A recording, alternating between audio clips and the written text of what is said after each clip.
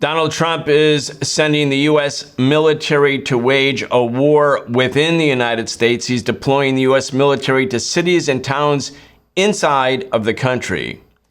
Welcome to this week's episode of The Real Story on the Socialist Program. I'm your host, Brian Becker. Today we're talking with Mike Prysner. Mike is a military veteran. He's an anti-war organizer. He's a producer of the Empire Files, which is premiering a new film called Earth's Greatest Enemy about the environmental impact of the U.S. military. It comes out this month and it's in cities around the United States. Find a screening at earthsgreatestenemy.com. Mike Prysner, welcome back. Hi, Brian. I wanted to talk to you about the executive order signed by Donald Trump last week, deploying the federal military to, quote, crush violent radical left terrorism in Portland, Oregon. I thought, okay, Mike Prysner, you're in Portland. Let's talk to you about what's going on in Portland. But then there was that meeting on Tuesday with Pete Hegseth and Donald Trump, and hundreds of U.S. generals brought together on short notice from all over the country, all over the world. I want to talk to you about that meeting, what its significance is. Before we get your comments, I want to start with a clip. It's Donald Trump explaining a little bit to the assembled crowd of generals what he wants to talk about. Last month, I signed an executive order to provide training for quick reaction force that can help quell civil disturbances. This is going to be a big thing for the people in this room because it's the enemy from within. And we have to handle it before it gets out of control. It won't get out of control. That sounds ominous. It sounds ominous to democracy. Anyway, Mike Prysner, your thoughts? Yeah, well, of course, the deployments of the Guard and this unprecedented meeting of generals that were summoned from around the world are, of course, very linked. The deployment of the Guard around the country. Here in Portland, I think from normal Portlanders, people who live here, people who aren't into politics, they see this as really a joke. When Trump describes Portland as hell on earth and a war zone, I think the most common thing you'll find is Portlanders celebrating their city and how nice and beautiful it is. This is a really great place. And so this doesn't resonate with people who actually live here, much like the rationale about the Guard needing to be in D.C. and things like that, who found themselves with nothing to do. I think that the biggest and most disturbing part of this that service members and, of course, Americans in general should be aware of is, of course, this is a measure to increase the authoritarian rule of the right. And I think that these testing grounds of using Los Angeles against the protests, in D.C., the deployment of the Guard, this is just, steps towards an increasing police state. And in particular, what they have been doing is mainly providing support for ICE, which Trump is really building up as his own personal paramilitary. People who are, I would say, the worst of the worst in the police forces, like the true ideologues that clearly have no concern with constitutional rights or democratic rights, but want to carry out a viciously anti-immigrant agenda and relish and celebrate that viciously anti-immigrant agenda. And so those are of course, wearing masks and putting out propaganda videos that are really shocking, still shocking, as wild as they get.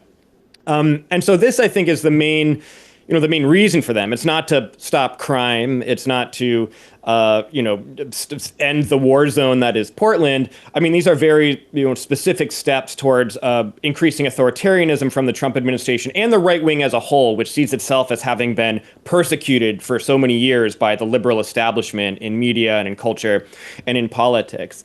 And I also do think that I think it's very important for the Guard people that are being deployed also to recognize that this is very much a distraction propaganda from the Epstein scandal. If we really think back to when the National Guard deployment started, it was as the walls were closing in around Trump for the really bombshell evidence coming out against him that he was not only a friend of Epstein, but a close friend and possibly more deeply involved in his trafficking operation than previously thought. And so, you had people like Kash Patel and Begingo, who really built careers off talking about Epstein specifically. People like Tulsi Gabbard as head of the DNI, who really built her brand around protecting young girls. You had them scrambling to put out stories and drops and Obama files and all these things that would try to soak up some amount of media attention to take the focus away from these bombshell Epstein stories that were coming out every few days that were very, very damning for Trump. And so, ultimately, in addition to this very scary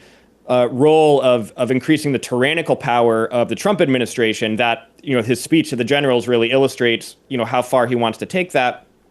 You also have Guard soldiers having to understand that they are very much just being props to distract away from an Epstein associate who happens to be our president. So there's different pieces to this, Mike. There's the distraction from the Epstein scandal and Trump's Trump's obvious links to Epstein. And then there is the militarization of U.S. society, the normalizing of the deployment of U.S. military forces against people in the United States. And Trump, when he spoke before, along with Hegseth, before these generals, these assembled group of generals, he makes it quite clear that he intends to use the U.S. military against the people of the United States and as part of a global war. He says this is the war from within, but the cities and towns of the United States can be the training grounds for the U.S. military. I mean, people who think they live in a democracy actually have to pay attention to this. I want to play another clip from Trump and then go back to you. I told Pete we should use some of these dangerous cities as training grounds for our military, National Guard, but military. Because we're going into Chicago very soon. Ones that are run by the radical left Democrats, what they've done to San Francisco, Chicago, New York, Los Angeles, they're very unsafe places. And we're going to straighten them out one by one. And this is going to be a major part for some of the people in this room. That's a war, too. It's a war from within. Controlling the physical territory of our border is essential to national security. I mean, Mike, this is antithetical to the notion that the civilian government rules over the military, that the military is to defend the country. Trump is making the argument that the enemy, the danger to the people of the United States, is from within the country, from radical left Democrats. I mean, that whole notion is so absurd. The Democratic Party is obviously a ruling class party. In Europe, it would be a center-right party, not a radical left extremist party. But again, going back to the executive order about Portland and the deployment of military forces there, it says in Trump's language, the radical left's reign of terror in Portland ends now, with President Donald J. Trump mobilizing military forces to stop Antifa-led hellfire in its tracks. Mm-hmm. I mean, the language is off the charts. Anyway, I want to ask you about, one, what's it actually like in Portland? You alluded to it, but you said most people in Portland think this is a joke. But there is no Antifa. There's not an Antifa headquarters. They're not sitting around the Antifa headquarters dissecting Trump's executive order. But then it is ominous because whatever the pretext is and the false rhetoric, it's being used to paint a picture, especially for people maybe outside the cities of the named cities, that the country really is erupting in this reign of terror. And the only thing that can bring it under control is the deployment of the U.S. military. One, again, how do you feel about that? Or how do you think the country's going to feel about it? How is the U.S. military? How are the rank and file members of the armed forces going to look at this? Because obviously they have to know it's BS. Sure. Well, there's a couple pieces to this. I mean, the one is just the spectacle of it. And so much of Trump's administration, you can look at the wide swath of things that he has done with executive orders, with statements and things like that. So much of it is just throwing red meat to right-wingers who are online way too much, like extremely online, older white Americans. And it's really just kind of like taking the memes that are popular in online right-wing world and saying that you're going to address them. And so Portland has had, especially since the 2020 uprisings, had a reputation of being this hellscape Antifa-run city. And this exists really just in right-wing social media. And so him singling out Portland as one of the first cities that he wants to deploy the military to this is just to satisfy this like ultra online right-wing desire. It's very similar to DC, where this has long been a right-wing fantasy. DC, a black-run city, that DC is a place that needs to be taken over by the good old boys again. And so he's addressing things that are very popular in the right-wing consciousness, both historically and in the ultra online space. And so, of course, there's really no need for them, even if you look at the perspective of the right wing, because that's why in DC, the Guard has found itself with really nothing to do except, raking some leaves and picking up some trash. Here in Portland, yes, there are, anarchist, I guess you could call it, led protests against the ICE facility, but these are pretty small demonstrations, right? I mean, I think that the police forces outnumber the protesters at least 100 to 1, but probably 1,000 to 1 or more at these things. So if the Guard comes, I mean, there's what else are they going to offer? And the military forces here in ICE, the police forces in ICE here are way more equipped to even deal with them than the National Guard is. And so these are, of course, symbolic things, both for propaganda purposes, but also to normalize this thing that is happening, to normalize the use of American soldiers on the streets of the U.S. And of course, when Trump is talking about the enemy within, which is really, Hitler speak, he's talking about immigrants and our immigrant neighbors, which are, of course, a huge part of the fabric of our society here and, beloved in our cities. But also the fact that he's singling out the left as the internal enemy, I think is quite concerning. Because of the real, the implications of that, using the military to crush the political enemies of the president. And so I think that within the military, there's, I have my own contacts that speak to this, but I think what's more telling is that the general of the Oregon National Guard, the commander of the Oregon National Guard, actually sent out a letter to all the 200 soldiers that are being mobilized for Portland. And basically his letter is saying, I know you all think this is BS. I know most of you disagree with this, but we have to remember we have a job to do and we have a reputation to maintain. And so it doesn't have to come from me. It's coming from the commander of the soldiers. They are well aware that this is unpopular within the ranks of the military. And I think there's it's very much linked to Hegseth's reforms that he talked about at his speech at Quantico. It's as they are increasing the authoritarian type control and mechanisms of the U.S. military, they are also trying to carry out a purge in a lot of ways of people that may be opposed to those things internally. And that's what a lot of the reforms and things that Hegseth spoke about at Quantico, I think, are addressing. And so they're telling soldiers, we know you probably disagree with this, just keep your head down, while at the same time finding ways to get rid of people who may disagree. Well, let's play a couple clips from Hegseth's speech, too, because, Hegseth wrote a book in 2024 called War on Warriors. It was kind of him auditioning for a potential post in the Trump administration, should Trump have won, and he did win the 2024 election. But it's very interesting. There was a lot of talk in the media. Why has Hegseth and Trump brought all of these military leaders together? And it's a great expense, and it's at the last minute, and it's a logistical nightmare, and it makes America less safe because all of these key people are brought together into one room where they're vulnerable. I mean, all of this kind of weird nonsense from the non-Trump sort of ruling class media about why this is Trump against the generals. And then there was a lot of talk about how the generals didn't look like they were laughing and smiling that much, and that maybe they were even like that. Maybe they were even scowling. I mean, very vapid. I want to play a couple of clips from Hegseth. We'll start with one, and then I'll get your reaction. But I don't think the generals are necessarily disagreeing with Hegseth and Trump at all. Anyway, let's listen first to Pete Hegseth, Secretary of War. We fight to win.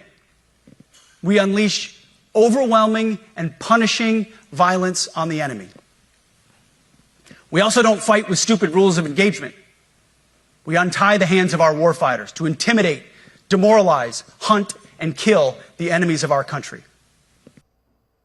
Well, let's just talk about the rules of engagement. What is he talking about there? Well, he's talking about the Geneva Conventions and international law, which I guess are a huge barrier to the U.S. and is the reason we lost the war in Iraq and lost the war in Afghanistan and lost the war in Vietnam, even though Geneva Convention was I would say probably not followed to a high degree in those wars either. This isn't the first time we've heard this kind of rhetoric. Trump, recently has talked about how, there's so many wars we could have won had we not been restrained. And what he's really talking about is applying the Gaza model to U.S. wars, of applying just complete destruction of all cities and infrastructure, starvation siege, and those types of practices. And so they're looking at Israel and Gaza and saying, oh man, like they don't have to worry about these restrictions and these rules of engagement. And this whole time we've been embarrassed overseas because we've been being politically correct, as Hegseth called it later in his speech, about how we decide to kill people. So, this is something that Trump did during his first term. He already, loosened restrictions on the type of bombing that the military could do, things that once required White House authorization. He said, you don't need my authorization. You're free to do whatever you want. And so there really was a pickup of this kind of thing. That's why you saw like a huge surge in civilian casualties under the first Trump administration. So this is something they've been talking about and actually implementing for a while. But the fact that Hegseth's saying it in front of the room of the entire military command, saying, you are not going to get in trouble anymore for doing anything that otherwise would have been considered illegal. Racism, racist abuse of black soldiers and other soldiers of color, that's been a long-standing issue in the U.S. military. During the Vietnam War, there were many, many rebellions led by black soldiers against the war, but also against racism in the military. Until 1948, the U.S. military was completely segregated. And then there became sort of in the last 20, 25 years, the idea that the military really was an equal opportunity employer, that if you were hardworking, if you were, disciplined, if you took your job seriously, regardless of whether you were black or white or Latino or Asian American or Native or whatever, that you could climb the ladder, that there was like a changed culture within the Pentagon. Now, and you and I have talked, and we've talked on this show before about the extreme racism that's been directed against the targets of American imperialism. I mean, the people in Iraq, the people in Afghanistan, the racist caricaturing of people who were occupied and just terribly mistreated, killed in mass. Racism is always there. You can't really talk about the U.S. military and not talk about racism. But Hegseth and the Republicans and Trump, they're acting like the Pentagon is this woke, anti-racist organization, and now it has to stop. There has to be a cultural sort of shift away from any remedy of racism or sexism. Anyway, that was, it seemed to be a big theme in Hegseth's speech yesterday. Yeah, well, I think one of the most significant reforms that he's put out is what is ostensibly a purge of black servicemen from all branches of the armed forces. It's important to recognize that the struggle for African-American rights in the military expands almost the entire history of the U.S. military. It was in the Civil War era that black men fought for the right to join the army, which didn't allow black people in the military in order to fight against the Confederacy. In the 40s, the struggle to desegregate the military was, perhaps the beginning of the modern civil rights movement, and the desegregation of the military went on to inform and spearhead the struggle to desegregate education in this country. And then after the desegregation of the military, there has been long struggles against discrimination and racism in the military. Of course, the Vietnam era being very emblematic, where the casualty rates for black men were off the charts.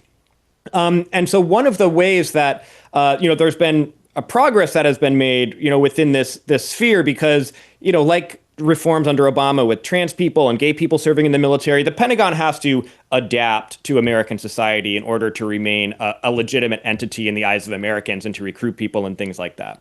But Hegseth is very much of the view, and the right-wingers like him, that this is holding back the military and they want to reverse it. But I think one of the significant things that he has put forward is this grooming standards thing, which I think most Americans may not seem like it's much that, oh, you shouldn't be able to have a beard when you're in the military. But in the U.S. military, there's a skin condition that black servicemen deal with, because you have to be clean shaven all the time. Upwards of 83% of black men deal with a condition that makes it difficult for them to do close shaves. And so in the military currently, you can get what's called a shaving profile, which means you don't have to do a close shave. And even when I was this is in the early 2000s, this was people with a shaving profile. It was used as a way to denigrate black soldiers. If you had a shaving profile, it's because you were a slacker, you were a malingerer. It would make it harder for you to get promoted. And I think it always had this negative stigma in the military from white service members, and in particular, white leaders. But you can have that skin condition and be in the military. Hegseth is saying if you have that skin condition, you can no longer be in the military. And so what Hegseth is saying is that upwards of 83% of black servicemen in all branches of the military can be discharged within in a year, are going to be kicked out of the military. And I don't think it's any coincidence that they are implementing this measure to do really a mass purge of black servicemen. At the same time, they are saying they want the U.S. military to go into majority black cities or going to black cities and occupy them. And so, this idea of trying to get rid of the people that may disagree with what you're doing, I don't see any clearer example than this. Well, let's play another clip by Hegseth. He talks about to end the war on warriors. Again, he wrote a book called The War on Warriors in 2024. It came out. Listen to this clip because, again, we need to parse the words, especially for people who are not familiar with some of the issues within the military, to show exactly how racist and how sexist some of the demands Hegseth is putting forward and insisting on, as evidenced in this speech. We are clearing out the debris, removing the distractions, clearing the way for leaders to be leaders. You might say we're ending the war on warriors. I heard someone wrote a book about that. For too long, we've promoted too many uniformed leaders for the wrong reasons, based on their race, based on gender quotas, based on historic so-called firsts. Mike, this is the Make America Great Again, Make America even more white supremacist again, going back to where we were as a country before the Civil Rights Revolution created such a major, not only legislative and political and economic shift, but a cultural shift. America had something of a cultural revolution as a consequence of the great Civil Rights Revolution, especially 1955 with the Montgomery bus boycott to 1970. But as you pointed out, much of this movement for civil rights was started by black soldiers, returning veterans after World War II, who made the argument, we're not going to be first-class soldiers and second-class citizens. And so black soldiers came back and started demanding their rights, especially in the South, where Jim Crow racism ruled the roost. This is what Hegseth and the MAGA military leadership, or the MAGA political leadership inside the military, is trying to accomplish.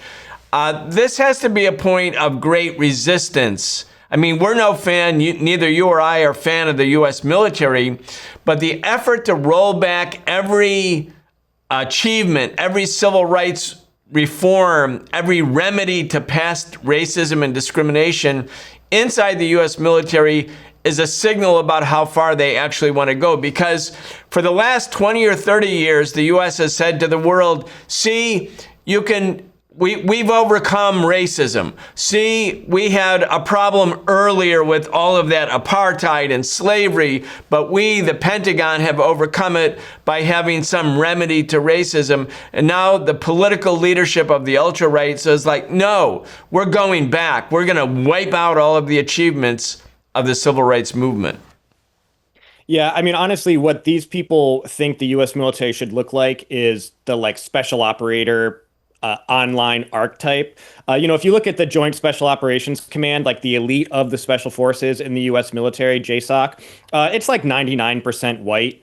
roided out dudes with beards. And that's kind of what they think the entire U.S. military should look like, is these hardcore white killers. And so this kind of aesthetic of the military, like that's how they see it. And so it's very much, yes, based on this kind of racist, like white supremacist fantasy of what the American military should look like. But it is also about removing that internal opposition. Like Hegseth had already come in and fired several leading women and black generals, including the chairman of the Joint Chiefs of Staff, saying that they were, quote, DEI hires. And they even removed commemorations on the Army website to like Black Medal of Honor winners and change the URL to DEI Medal of Honor and things like that. And so I think it's very clearly about both rolling back that cultural revolution that you mentioned, but rolling back any form of internal opposition that they might deal with, which I don't personally think would have come from the chairman of the Joint Chiefs or, you know, any of those other people that he fired. But it's very much about, you know, kind of taking control of that institution as they kind of push the limits of what they intend to use it for. And, you know, when Hegseth talks about ending the war on warriors, I mean, part of it is this rollback of DEI, but I think another significant part of his speech when he mentioned what constituted the war on warriors, he specifically talked about the ability of service members, in particular women, to report sexual assault in their units, which has been a rampant problem, which some reforms have been made over the past few years because of service members fighting back. But I think that was a very disturbing and worrying change that he's making for the military now. Well, let's play another clip. It's where he talks about, this is Hegseth, Secretary of War, talking about getting rid of anonymous complaints. I want to play the clip and then have you explain it to our audience. We are overhauling an Inspector General process, the IG, that has been weaponized, putting complainers, ideologues, and poor performers in the driver's seat. We're doing the same with the equal opportunity and military equal opportunity policies, the EO and MEO at our department. No more frivolous complaints, no more anonymous complaints, no more repeat complainants, no more smearing reputations, no more endless waiting, no more legal limbo, no more sidetracking careers, no more walking on eggshells. No more walking on eggshells. So if you get accused of sexual abuse, sexual misconduct, which Hegseth himself has been accused of, and almost or seemed to possibly make it impossible for him to be confirmed, but the right wing overcame that with the help of the Democrats. That's what he's talking about. Anonymous complaints and complainers and you know, regular complainants and people walking on eggshells. The people he's talking about are men who are accused of sexual abuse. Yeah, you know, he wasn't just accused, but I think he paid someone a lot of money to settle a sexual assault claim. But you know, when he mentions anonymous complaints, to those who don't know how things work in the military, you know, if you're sexually assaulted in the military, a lot of times, most times, that's from somebody in your unit or someone who outranks you in your unit. And so if when you're not able to anonymously report a sexual assault, that means you have to report a sexual assault, and then everyone in your unit knows that you did it, and the person who outranks you knows you did it, and they don't immediately get in trouble. It begins a process and investigation where then you still have to serve in this unit functioning under this person who knows that you have made this accusation against him, or you know, who committed this crime and knows that you're going after them for it. And so that, of course, prevents so many people and has prevented so many people from coming forward with rape and sexual assault reports. This was a massive problem. It still is, but historically has been a massive problem in the military, and something that, you know, men are sexually assaulted in the military as well by other men to a larger degree than they are in the general population. The same is true for women. They are sexually assaulted in the military at a higher rate that they are in the general population. But it was women in particular who really fought to make this issue well known throughout the military because it was so rampant. And it wasn't just rampant in garrison, but it was rampant on deployments. And I think one of the big things that broke this into the mainstream and made it a real scandal for U.S. commanders was the fact that women who were in Iraq, deployed to Iraq, were so fearful of sexual assault and rape by their fellow service members, that they would carry, weapons around on base. Like, you will hear testimony of women who carried a knife on them specifically for if, when they were walking to the bathroom, they were being sexually assaulted by another soldier, they could defend themselves and stab them. You had reports, a whistleblower who came out and alleged that there were several deaths of women soldiers that were covered up because they died of dehydration because they were scared to drink too much water in the evening so they wouldn't have to go to the bathroom alone at night. And of course, died of dehydration because of the extreme heat. And so that kind of helped break the story out into the mainstream. When that story broke out, so many women who had served in Iraq or who were just in the military came out about how difficult it was to report sexual assault. Not only was it rampant, but you could not report it. You could not get anyone in trouble for it. You had to stay serving under your abuser. And so the Pentagon, because they had to, because they were embarrassed in the media and it had become a big scandal for them, they did start to implement measures that made it easier to report rape and sexual assault. And making those complaints anonymously was one of the ways that they made it easier for people to do so, to address a very real and rampant problem in the military. And so Hegseth saying we're going to go back on that, it just means that more people will be subject to sexual assault and more people will be scared to report sexual assault. That will be the real consequence of it.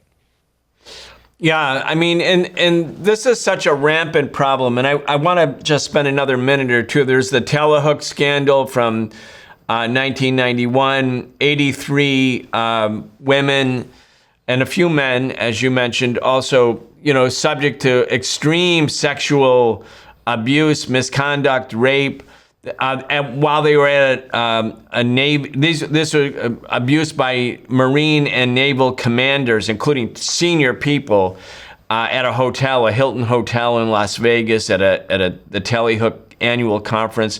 But it's not just at the conferences; it's everywhere. And the power situation in the military, Mike, and just again, I want to spend a little bit more time on this for people who have never been in the military. You're part of a chain of command. It's not like you're out in society. You have people who have direct authority over you 24 hours a day. They have the ability to give you orders, commands. You have to obey them. Or I want to talk to you because you have defended so many people about what people's rights actually are to stand up. But the sense that you don't have rights, the sense that you're part of this chain of command, and if the perpetrator of abuse and violence is somebody above you, a senior person, a commander, and you have to follow them, and you will be disciplined simply for not following them. And then the idea that if you report them, they can do so much to destroy you. I mean, and this is an organization that is basically an organization of organized violence, where everyone is armed and able to deploy weapons. I mean, it seems to be like perhaps one of the biggest problems, in addition to racism, that faces rank and file service members in the U.S. military.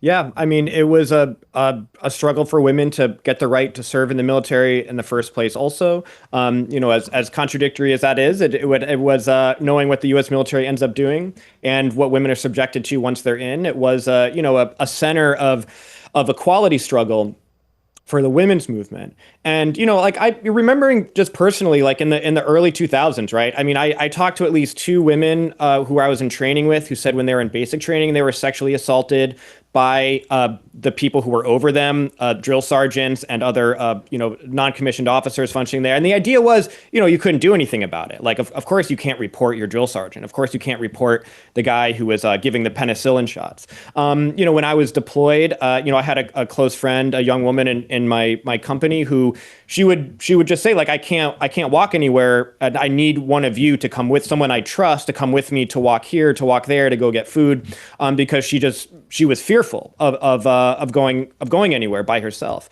And so these are things that I think were just kind of really well known. But people like Hegseth, it's not just this idea that women are this huge problem in the military because you got to walk on eggshells and they're just accusing everyone of sexual assault and being uncomfortable.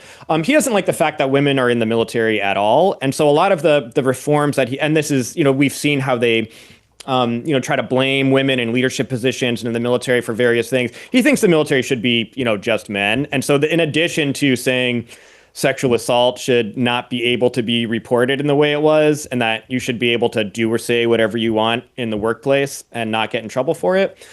He's also, made a lot of reforms that deal with physical fitness standards. He doesn't like that women were allowed in combat arms jobs. And so he's making it much more difficult for them to do those things. And again, these were changes that the Pentagon made not because they had become woke or anti-sexist, but because they felt they needed to adapt to a changing society. And so, hey, if we say we have women in the infantry now and profile these women infantry officers, that's going to make us more appealing for people, the best and the brightest of college students to want to join the army and all of that. And so these were measures that were never in good faith by the military, but just a necessity to continue recruiting people into something that had been declining in public perception for good reason over the years. But I do think that it's going to become an increasingly dangerous environment for lower ranking women in particular, working class women from around the country who go into the military as an escape from a lot of times from abusive situations, from poverty, and are going to end up in a very toxic situation again.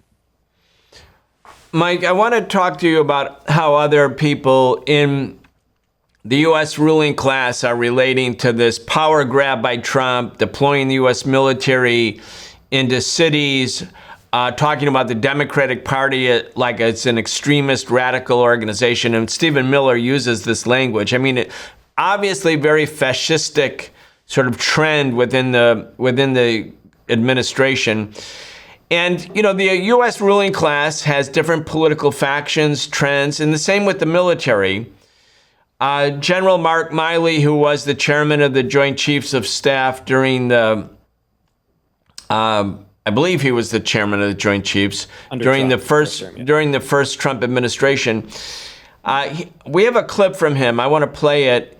He's obviously disgusted with Trump. He represents another section within the military and another section within the ruling class that feels that Trump's power grab, the extreme right-wing orientation of the Trump administration, the racism, the sexism, it's actually going to hurt the position of U.S. capitalism, U.S. imperialism, and the U.S. system. So they have their own sort of reasons to be against Trump. And unfortunately, some people who rightfully don't like Trump, don't agree with the power grab, look to people like Mark Milley and say, well, look, we can fasten our political fortunes to his kite because he's somebody who has credibility. He's not an extreme radical, to put it mildly, and all that. Now, Mark Milley is an imperialist, but I want to play this clip because it does show that there is an inter-elite factional struggle, and it's not just coming from the right wing against the centrist wing of the ruling class,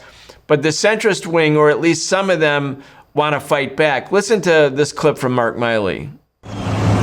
We don't take an oath to a country. We don't take an oath to a tribe. We don't take an oath to a religion. We don't take an oath to a king or a queen or to a tyrant or a dictator. And we don't take an oath to a wannabe dictator. We don't take an oath to an individual. We take an oath to the Constitution, and we take an oath to the idea that is America, and we're willing to die to protect it. So classic talk about, their military is apolitical. It's defending the Constitution. The oath is to the Constitution, not to any political leader.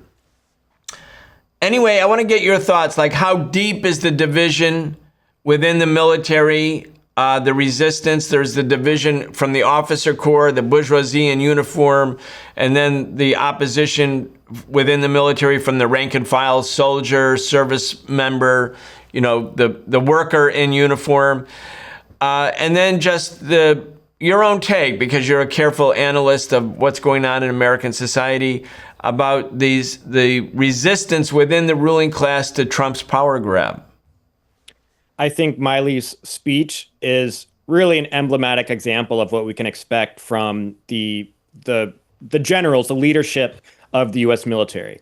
He gave a speech when he retired that mildly criticized Trump. When he was in and he was chairman of the Joint Chiefs Under Staff, it's reported that he did push back internally against Trump, wanting to deploy the military to shoot Black Lives Matter protesters, which is great. Very happy he did that. Trump, of course, punished him for that. As soon as Trump took office, he had Miley's portrait taken down from the Pentagon, which was standard practice for all chairmen of the Joint Chiefs of Staff. And so it was very obvious that he wanted to set an example. Hey, if you oppose what I'm telling you to do, I'm going to make sure that your legacy is not what it should be. But the idea that this room full of generals who were so insulted and outraged by the types of things that Hegseth and Trump in particular were saying is something we can have hope in. I think that's a little, fantastical. I would say that there's probably some number of generals in that room who thought the speech was stupid. There were some who probably didn't like some of the changes, like some that were worried about the physical fitness standards on them that were being implemented that they didn't have to worry about before, that they would get upset about. But I think that a lot of them probably liked the speech. I mean, there's this presentation that, and even from Miley's speech, that their job is like defenders of the Constitution. And that is their job as military commanders, is upholding democratic and constitutional rights in America. That's not how generals see themselves. They are professional war fighters. That is their expertise. For them, that is their job. That is their profession, is fighting a war. Whether, depending on which branch of it they're in, it's all about being effective as a killing machine. And so probably a lot of the reforms that Hegseth was talking about, attacking, women and minorities and gay people and the rule of law, I'm sure that was probably welcomed by a lot of the generals, because they thought, hey, these things are kind of getting in the way of our ability to do things. And I would rather just focus on my job than anything else. And so I think that we shouldn't expect that a lot of these people are like liberals and like really worried about what was being said. And if there are ones that were worried, that didn't like what Trump was saying, do we think they're going to do anything about it? I say no. I mean, everyone in that room who was an officer in particular, there's senior enlisted there, but everyone there who was a 4-star, 3-star general, they're either a few months away or a couple years away from retiring with a really nice pension and then going and working on the board of directors of a weapons manufacturer, of an oil company, or of a financial firm. They would limit their options if they did anything that hurt their career on their way out. They are very close to a very cush life. And they see their jobs as, look, the letter that people should read from the Oregon commander to the troops deploying to Portland is very emblematic also. He's saying, I don't like this. I know you don't like this, but our job is to follow the orders of the president. And that is very much the ethos within the Pentagon establishment. They have a job. Their job is to run the military machine. They don't involve themselves in politics. And, they follow the orders of the president. And if they don't like a particular president, you know what? He's gone in 3 years and there's going to be another president. And they see their worldview is measured out, in decades forward, not just looking to the year forward. And so I don't think we should expect any opposition from that leadership class of the U.S. military. The hope for opposition within the military will come from the rank and file, those privates and E4s and E5s and young officers who are being sent to these cities to do things that are clearly unconstitutional, that are clearly taking us closer and closer to a tyrannical police state, and things that are aimed at attacking immigrants and so who are our neighbors and our friends and so forth. And so that's really where the hope is. And I think anyone putting their eggs in the basket of, that photo they were sharing of the generals looking all mad, which is pretty much what they always look like. They have an image to maintain, that there's any kind of hope in the opposition from there. I don't think there's any precedent for that or any reason to think that we should be looking to them for as saviors in any capacity. I mean, who do people think these guys are? They're the heads of the Pentagon. Mike, as we move towards the end here, I want to stay with this theme of don't have any confidence in any general. Don't have confidence that there's going to be some significant pushback against Trump's right-wing, authoritarian, racist, sexist assault on basic democratic rights from within the establishment and especially from within the Pentagon. You, the Empire Files team, Abby Martin, you've come out with a new movie called Earth's Greatest Enemy. about the Pentagon. So, real quick, why the title? What's the theme? And what can people do to watch it or to promote it? Yeah, sure. Well, you can go to earthsgreatestenemy.com to watch the trailer and learn more about the national tour we're on. U.S. military, biggest military in world history with the most expansive presence around the planet. People know, of course, that has an enormous human toll on the people who are killed and occupied, but it has a pretty big environmental toll that spans a lot of different sectors, from toxic waste dumping to carbon emissions to disruption of ocean life. And there has never been a piece of media, let alone a film, that covers that topic in its entirety. And that's what this documentary film is. And so right now you can only see it on a tour that we're going on, which you can find out about on the website, but soon it will be coming to other theaters and streaming services. And real quick, It's been a 4 or 5 year project. So excited for people to finally see it. And this other angle of the military that isn't often talked about. And I will say it does connect to what we're talking about today. Because when Trump's talking about using U.S. cities as training grounds, he's not just talking about using them as training grounds so that we can go and occupy places around the world. He's also talking about training for what's coming in the future of the United States. And they know, the Pentagon is aware that climate crisis is a real thing that is happening. It will be the cause for more unrest and so-called security issues within the United States. And they very much see the increased militarization of police and deployment of the military domestically to deal with those problems, rather than trying to mitigate them or prepare for them in a real sustainable way. Yeah, and I was starting to ask you, but I think you mentioned it. It's a 5-year-long project. Yes. Yeah, we started working on it in 2020 during the uprisings, and a lot's happened since then. But it's continues to be a developing story, of course. But I think as a little time capsule of where we're headed is important for people to see, and I think more importantly, as a way to, most people care about the planet and the environment, and this is an intervention to make people who care about the planet and the environment understand why they have to be opposed to militarism and imperialism as a way to save the planet and the life that they care about. All right, and people can find a screening in a city or town near you by going to earthsgreatestenemy.com. Mike Prysner, thank you so much. Thank you, Brian.